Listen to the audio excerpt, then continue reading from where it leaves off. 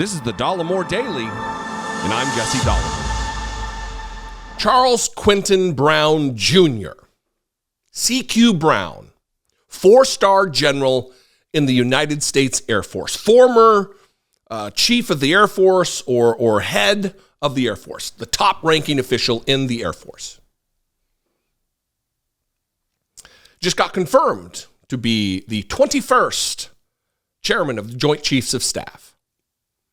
Tommy Tuberville had some stuff to say about it to Bloomberg TV, and I'm going to share it with you. But I want to warn you, I want to content warning, trigger warning. This is a man who defends white nationalists and their service in the United States. Well, that's just Americans. You call them white nationalists. You call them white supremacists. I just call them Americans. Tommy Tuberville, the man who declares himself the self-appointed most military person ever. No one's more military than me, Tommy Tuberville. Football goof, never served. Senator for Alabama, while his primary residence, I don't think he even owns a home in Alabama. He lives in Florida. He's a liar and he's a racist. And no matter how much he tries to squirm away from his previous comments, the true Tommy Tuberville keeps rearing its ugly head. He keeps telling on himself in interviews like this with Bloomberg TV, where he says, and I quote, "I heard some things he talked about race and things that he wanted to mix into our military."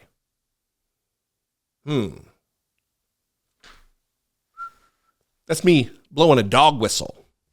In this case, it's a bullhorn. Our military is not an equal opportunity employer, he says. The military is something that I think I can speak as an expert on, having served for years in the United States Marine Corps. I think I'm fairly adroit at matters relative to this topic.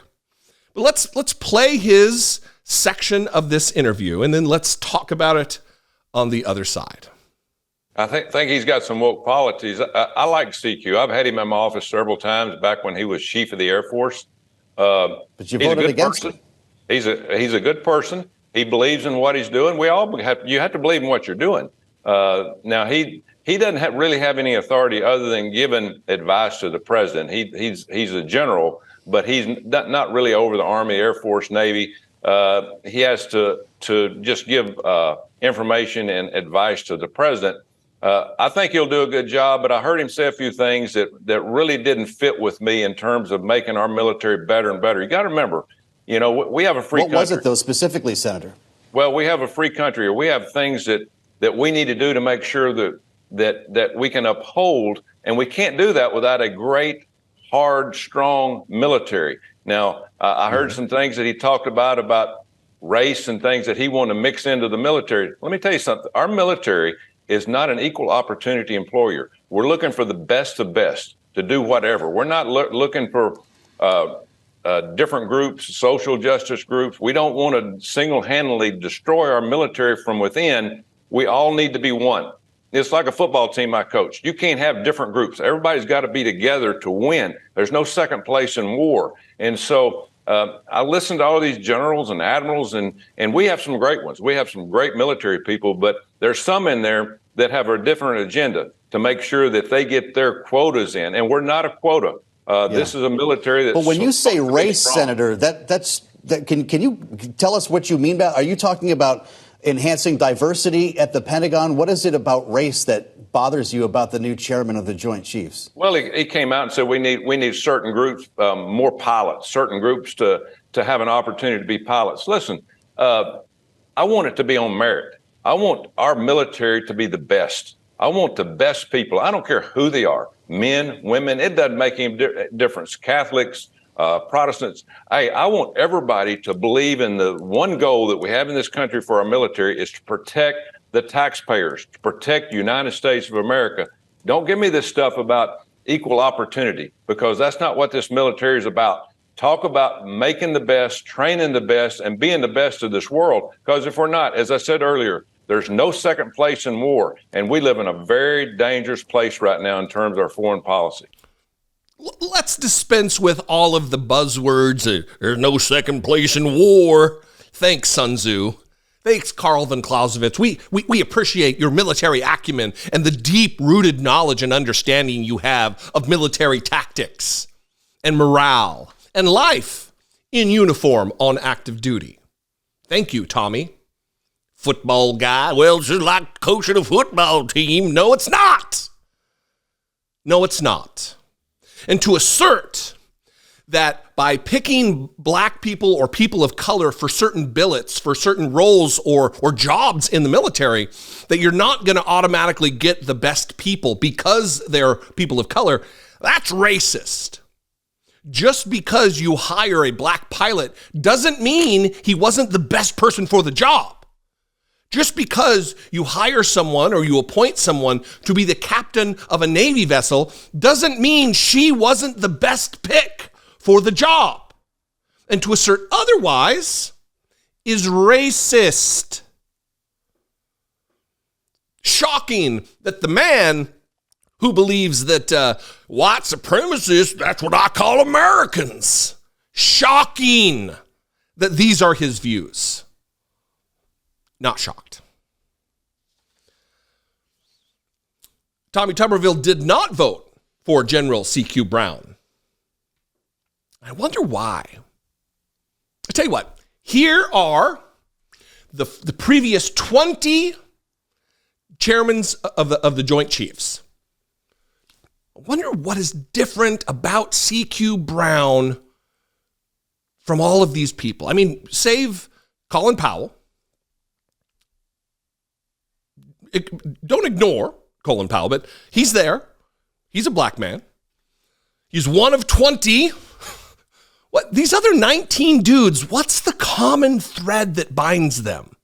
It's not military uniform, but what is different about them and C.Q. Brown? What is it? What could it be?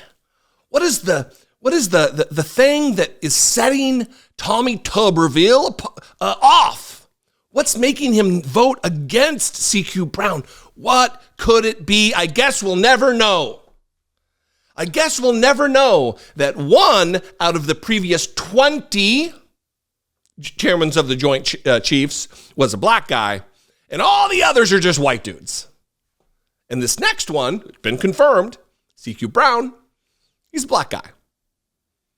And that doesn't sit well with Tommy Tuberville, who's worried that he's heard some things he talked about race and things he wants to mix into our military. I hate to break it to you, Tommy Tuberville. I mean, I shouldn't have to tell you this, being the mighty military expert that you are, but there's a lot of people of color in the military. In fact, without their contribution, we would not be the country we are. We would not have the mighty military that we have without them. Because with an all-volunteer force, you need to pull recruits, volunteers from all walks of life. Diversity is absolutely a necessity in a modern military for good order and discipline, for unit cohesion, for readiness, for morale, all of these things that you know nothing about because you're just a goober, a moron, a football coach who doesn't even live in the state he represents. I guess we could add white nationalist apologist, white supremacist apologist, anti-woke titan. What do you think out there? I'd love to know. You live in Alabama, I'd really love to know. Or if you live in Florida, Tommy Tuberville's actual home state, I'd love to know too. 714-576-4054.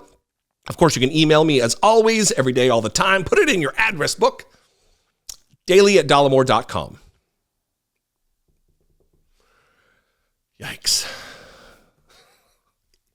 United States Senator How far has the Senate fallen that we've got morons like this and J.D. Vance in office? Or that yokel from Oklahoma, the Jim Jordan of the Senate. Follow me on social media. You can tell me how wrong I am there. I am at Dollemore on Twitter, Instagram, Threads, TikTok, Facebook, all of them at Dollemore. And if you want to support what we do here, if you want to take part in the mission of this program, keep me stocked up in coffee so I can soothe my throat while I yell and scream about idiots, you can click the join button below, become a channel member for $1.99 a month. You can hit the super thanks button, or you can go over to patreon.com/IDoubtItPodcast. All those are great ways to help support what we're doing, help support the work, help create this content, reaching the millions of people that we do every month. Anyway, I'll see you next time. I love and appreciate you. Thank you for engagement. I'll see you next time. Be genuine. Take care of one another.